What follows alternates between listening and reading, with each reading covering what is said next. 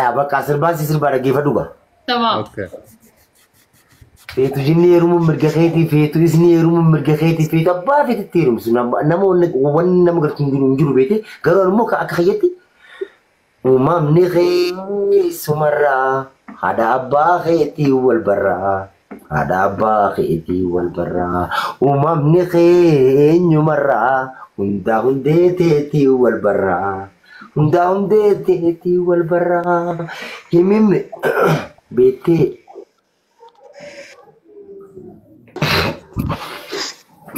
Kasiifan sirba si dhagoo jirta? Yani nagaa deebi'ee riikoordi manaa godha riikoordiin godhaa beeksisaa siif dalagaa isni rabbiitiin irra deebi'ee riikoordiin siif ifamooti. Yoo faqaadanyaa taate yoo hin taane rakkoon qabu. Araan heeyyamamaadha. Ayyee itti fufee. Uumamni keessumarraa haadha abbaa keetii wal barraa haadha abbaa keetii wal barraa uumamni keessumarraa hundaa hundeeteetii wal barraa hundaa hundeeteetii wal barraa himimee caaltuu hundarraa. Barartee seentee qubattee jaartii jenniin onnee xiyyaraa afaan nadii deemaa goote maqaa keenyatti miinaan diddeegaa beektaa karaa keenya keessatti sirbiin bareeda. Homaa rakkoon qabu bareedaadha dochaa. Hayyee akkana hayyee. Jaartii jinni yeroo wattu digoo remove godhaan jedhee deebii galii digoo. Jaartii jinni yeroo wattu soddaanuun gamma dabarte garuu yeroo immoo maqaa sii waan biraa jirtu dhumaayyuu shakkuu danda'a waan ta'eef gidduu kana ciqiciqirra jiru jaarsa sii jinni biraa isa bilbilee filaa mala. Kanaaf jaartii jinni yeroo wattu gammada soddaan keenya. Warri soddaa hojii jiraattan giirtiidhaan buush godhaa. Mubee jareetii walitti Arakan no vesrai. Enna anyways gama wani taade binu gama gargaarsa taade binu guys namni rakkan injiru biyya nama raqet namni rakkan injiru biyya fi khaysatti rakko dum kuma fedettu wal gargaarun dirqama biliyumma islama dirqama rasulullah alayhi salatu wasalam duradur somal jani Allah khaysan fira durud sadaqa khanu fagoti khanura dura Allah khaysan akkati bule gaafadha sanumafu nuti ilmaan islama takken ilmaan oromo war gargaaru nurra dirqam dhukkubsata khanya ilaaja bituni fi yechun hospitaala geessu akka inni tijuru san gaafachu bira dhaabbachu nurra dirqam fakkeenya fi dhukkubsata ta'e rabbiin fidini yoommo garte rakkataa ta'e rakkoo rabaasun dirqam maalifi namni duniyaa irratti nama ta'e hirrakkan injur قباتان ونركته تجارين ونركته مالي في ربي سبحانه وتعالى واحد والأنا سلامافو والجناد أبدا والجرجارة وري قوتوان قوت تانكي سوا تانكي سوا مو بيجي thank you okay jaartiin jinni asirra wanni takka wanni dogongorte like nuti nama isaan jinnoota agartee nuti nu baanti adda baasii dubbadhu gidee waan daga dubbatu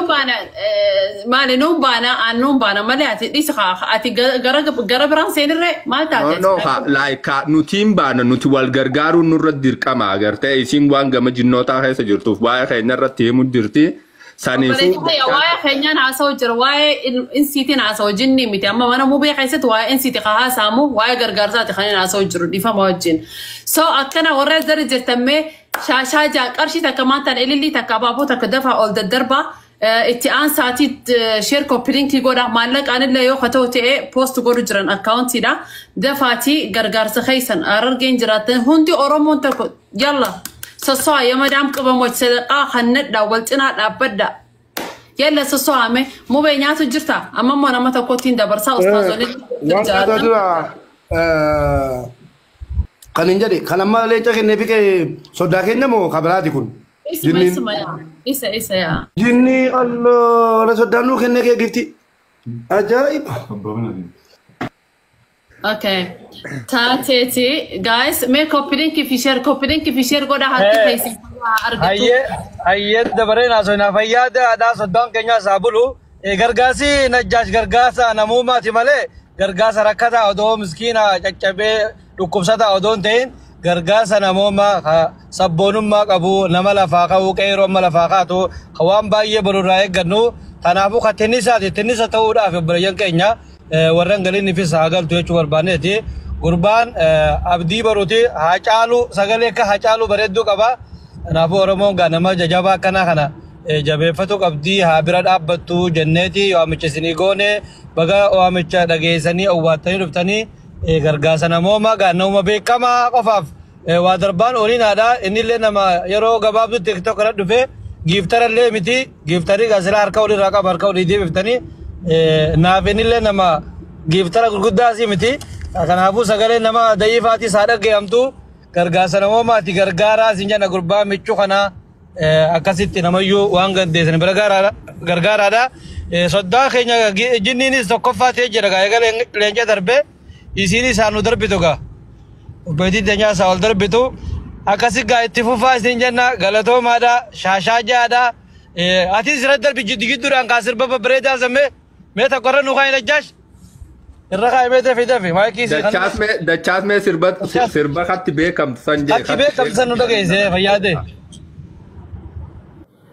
gizee dachaas isin sirbe booda wayin hayyee tole. Sirba keessanii. Namni kuma dhibbisa deemu deemee sheer godha taaptaabii illee tushidha. Gargaarsa namoomaati gargaarsi dachaas. Akkasitti badha akkaawuntii isaa barreeffamuu jira maqaadhaa wajjiniini hattuun immoo akkaawuntii biraa akka maxxansine eega.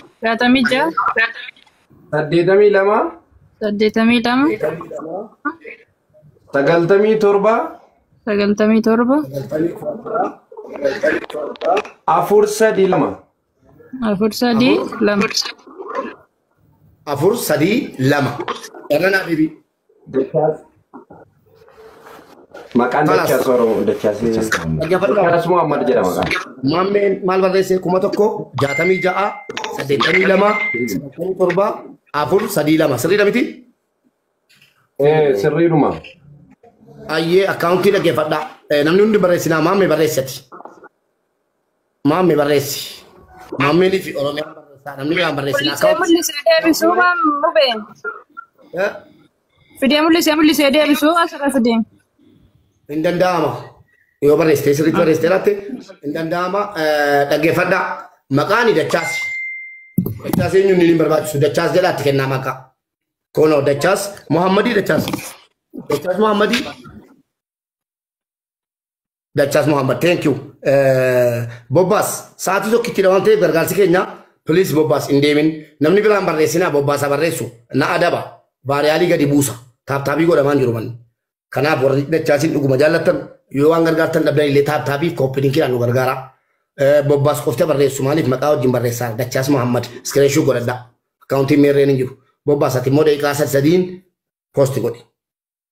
1666